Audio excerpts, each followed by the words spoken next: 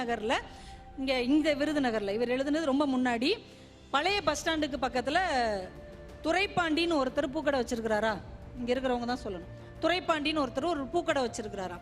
இன்னைக்கும் அவர் என்ன பண்ணுவாராம், daily night கடையை அடைக்கிறதுக்கு முன்னாடி ஒரு 4 பூமாலையை கெட்டி வெளியில தொங்க விட்டுட்டு போயிடுவாராம். கடைக்கு வெளியில. முன்னாடியெல்லாம் கடைக்கு வெளியில உப்பு வச்சுட்டு போயிடுவாங்க. உப்பை கடைக்குள்ள வைக்க மாட்டாங்க தெரியுமா? இப்ப யாருமே உப்பை கூட வெளியில வைக்க மாட்டாங்க. ஏன்னா உப்பை கூட திருடிட்டு போற ஆட்கள் நம்ம. ஆனா அவர் பூக்கடைக்காரர் என்ன பண்றாரு, டெய்லி 4 மாலையை கட்டி வெளியில தொங்க விட்டுட்டு போறாரு. ஏன்?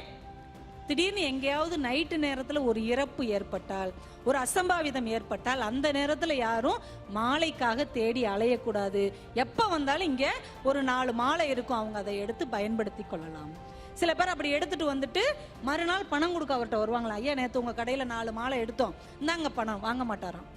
முன்பின் தெரியாத ஒரு மனிதனின் மரணத்திற்கு தருகின்ற முதல் மாலை என்னுடைய மாலையாக இருக்கட்டும் என்று அந்த சாதாரண மனிதர் இன்னைக்கும் சொல்றாரு. ஒரு மாலை 100 ரூபாய் 200 ரூபாய் இருக்கும்.